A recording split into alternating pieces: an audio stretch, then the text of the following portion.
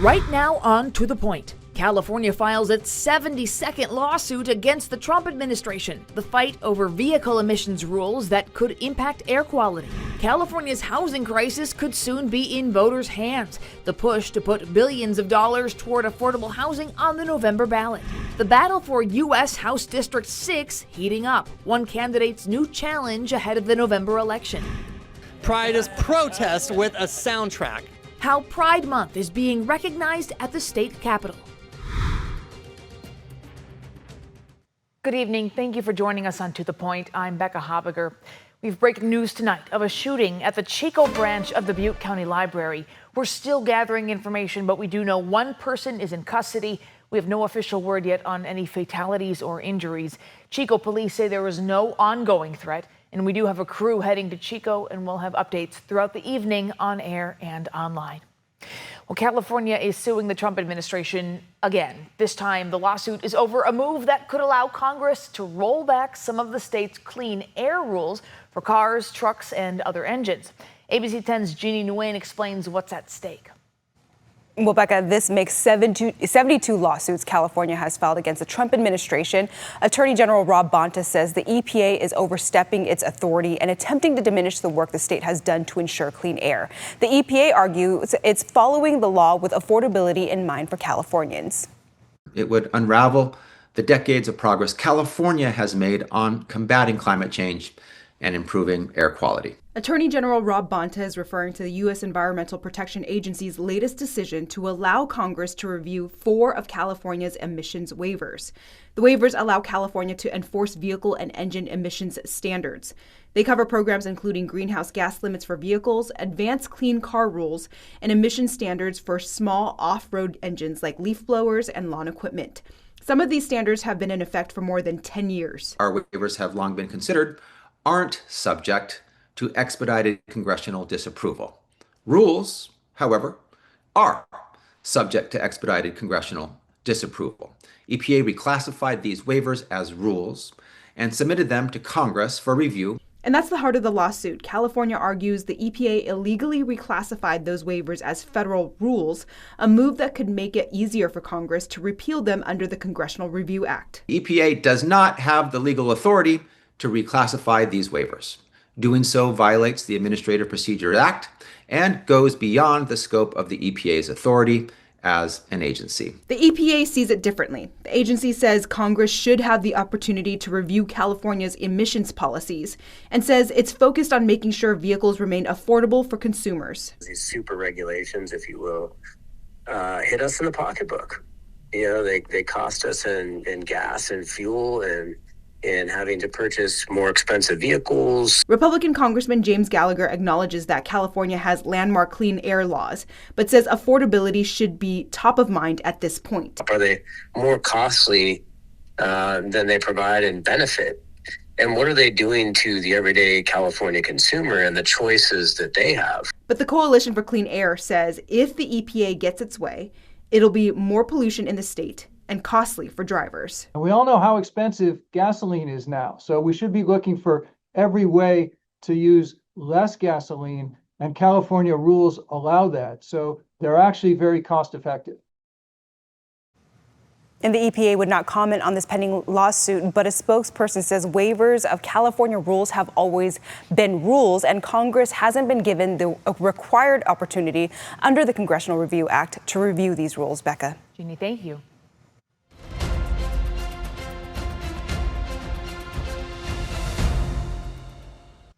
Independent Congressman Kevin Kiley will be on the November ballot, facing Democrat Dr. Richard Pan for U.S. House District 6.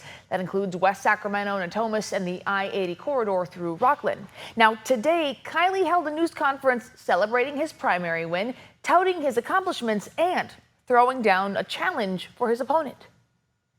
Today, I am challenging Richard Pan to at least 5 debates between today and the start of voting in this election.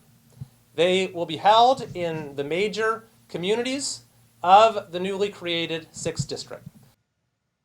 We reached out to Dr. Richard Pan for a response. His team shared this statement with us saying, quote, Dr. Pan looks forward to debating MAGA champion Kevin Kiley and holding him accountable for voting with Donald Trump 98% of the time. Well, this November, Californians will be asked to weigh in not only on candidates, but also ballot measures. Voters are likely to see two measures on affordable housing. ABC 10 political reporter Jenny Ha has the details.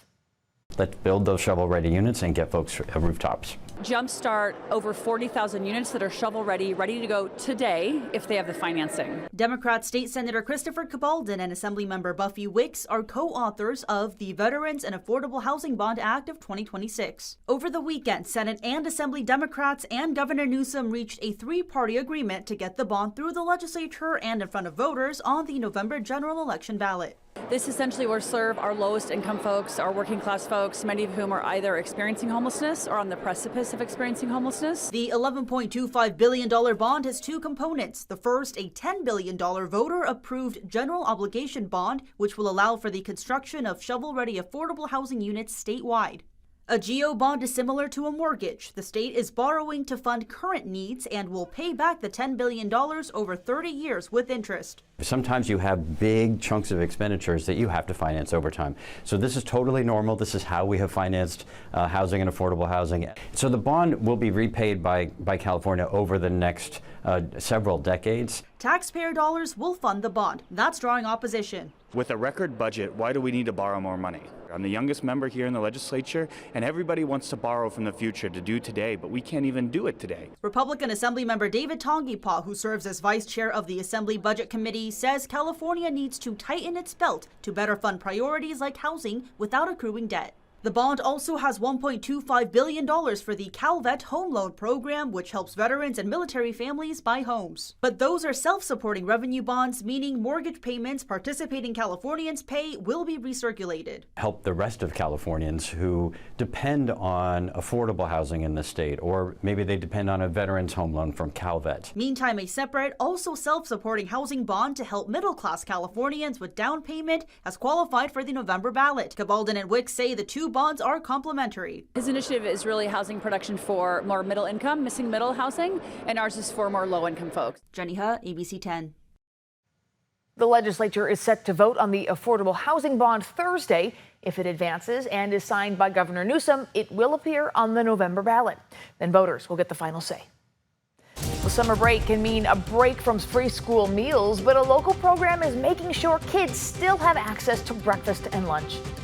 And jobs are available, but many employers say they still can't find enough workers. The surprising careers in highest demand right now. Staying warm to hot for the middle part of this week in the low to mid 90s across most of the valley, but I am tracking a cool down as we get towards the weekend.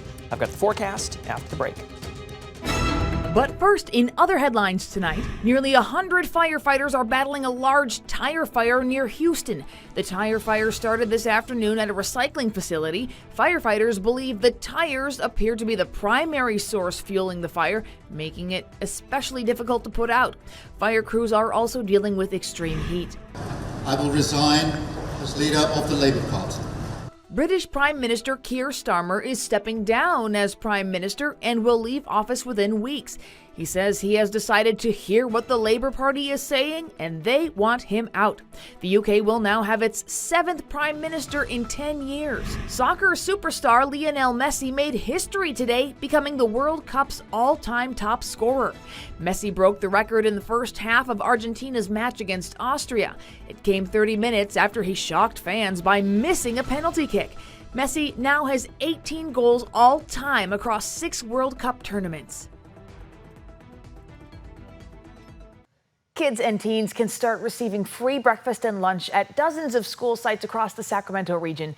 It's all part of the Sacramento City Unified School District's free summer meals program that started today.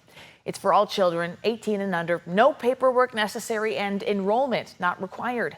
This program will be available Monday through Friday for on-site breakfast and lunch, with to-go meals not available. This program helps fill that summer gap as students have access to free meals during the regular school year. The district expects to serve about 2,500 lunches each day. At the Grand Canyon, Hikers of the Grand Canyon are being told to beware of the extreme heat after the deaths of 3 people there.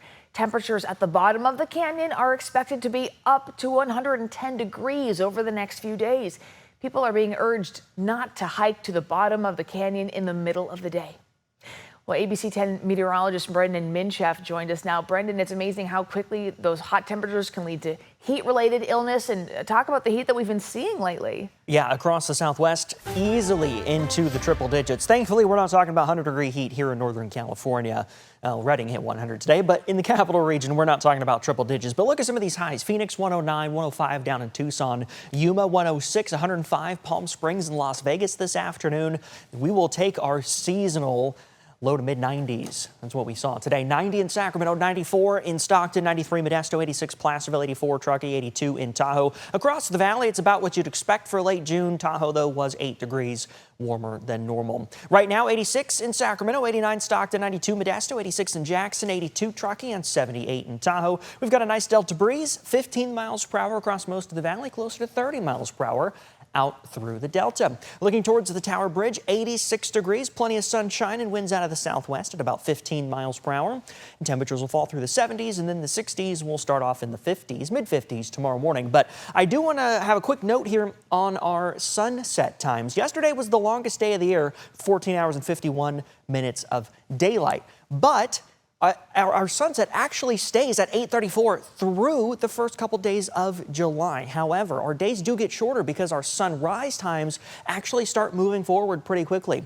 Yesterday, sunrise was at 5:42. By the end of the month, it's at 5:45 in the morning. So our sunrises start moving up earlier before our sunsets start moving earlier. So just a quick note on that. But Tuesday morning, cool in those mid-50s across the valley, 50s and 60s in the foothills. Tuesday afternoon, warm and sunny, some pretty seasonal low to middle 90s. Again, it's what we'd expect for the time of year, but high pressure is going to move a bit as we go through this week, and low pressure is going to pass through the Pacific Northwest. It's going to knock us back into the 80s.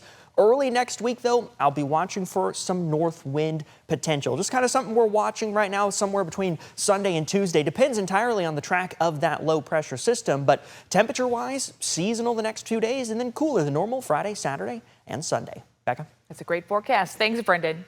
Well, still ahead, the reflecting pool at the nation's capital is facing repairs just days after reopening, with peeling paint and green water raising questions. And summer travel is taking off, but so are the costs, where people are going, and how local destinations are benefiting from the summer travel boom. The Trump administration said today it's making progress in negotiations with Iran. The first day of in-person talks wrapped up earlier today in Switzerland. As ABC's Olivia Rubin reports from Washington, it follows a rocky weekend full of threats that could jeopardize the talks. Today, Vice President J.D. Vance heading back to the U.S. after the first round of in-person talks with Iran in Switzerland. We made a lot of good progress. We did exactly what we wanted to do. Vance saying the Iranians agreed to let nuclear inspectors back into the country as soon as this week. Iran had restricted the inspectors' access after President Trump withdrew from the nuclear deal made during the Obama administration. That is a major milestone for the American people and the first step in permanently denuclearizing or permanently ending a nuclear weapons program in Iran. It comes after a rocky weekend for the brand new 60-day deal. The Iranians reportedly threatening to back out of talks and close the Strait of Hormuz in response to deadly Israeli strikes in Lebanon this weekend, what they said was a violation of the 60-day deal. The strait, a linchpin in the deal. President Trump firing back, telling Fox News, quote, "You close it and you won't have a country." Fighting in Lebanon, a key issue for the Iranians. But now, for the first time in months, a day without strikes from either side. And today, the U.S. government officially issuing a waiver for sanctions on Iranian oil, making good on a controversial part of that deal that would allow Iran to make billions of dollars. Olivia Rubin, ABC News, Washington. The reflecting pool in the nation's capital needs repairs just days after President Trump spent $14 million taxpayer dollars to renovate it. The new paint in the pool is now peeling off, and the color of the water is green from algae. President Trump says the pool needs to be drained immediately. He claims without evidence it was vandalized, and administration officials saying at least 5 people have been arrested. The company that did the work in a statement says the repairs are only a very small part of the massive project and do not indicate a failure of the liner.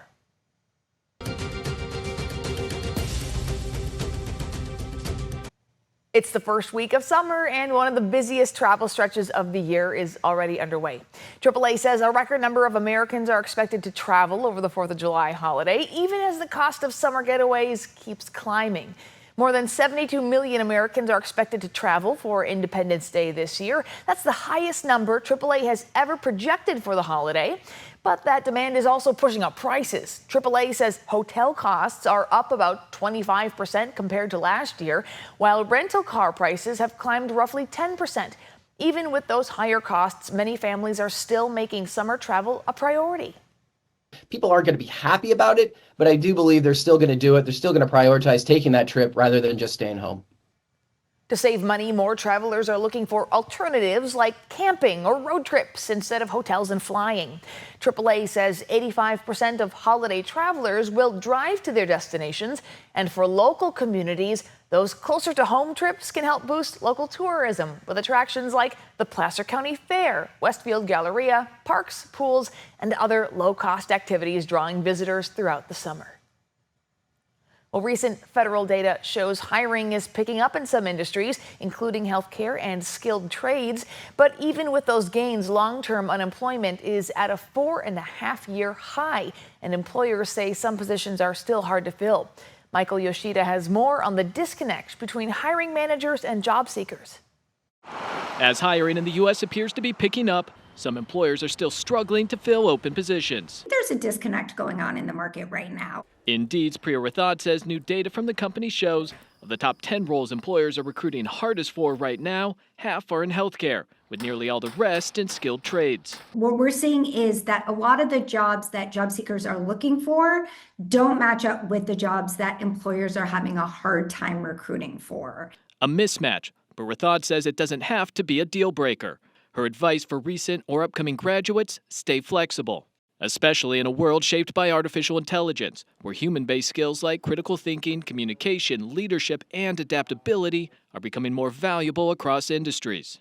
Those skills aren't just learned from that perfect next job. They can be learned from internships, from retail positions, and it's going to create the experience and the knowledge you need to get into several different careers moving forward. And many in-demand jobs, especially in skilled trades, don't require a 4-year degree. So for people considering a career switch or those out of work for a while, Rathod says pivoting into an in-demand field may be more achievable than it sounds. In many cases, you can get certifications, again, within 6 to 18 months. Hone in on the one certification you have to have in order to be employed in this role, and go in that direction and combine it with your transferable skills to get into these stable professions. I'm Michael. In a Pride Month celebration, California honors leaders who have made a lasting impact on the LGBTQ+ community. We continue to follow breaking news out of Chico, where there are reports of a shooting at the Chico branch of the Butte County Library. We know one person is in custody. No official word yet on any fatalities or injuries. Chico police say there was no ongoing threat, and we do have a crew heading to Chico right now, and we'll have updates throughout the evening on air and online.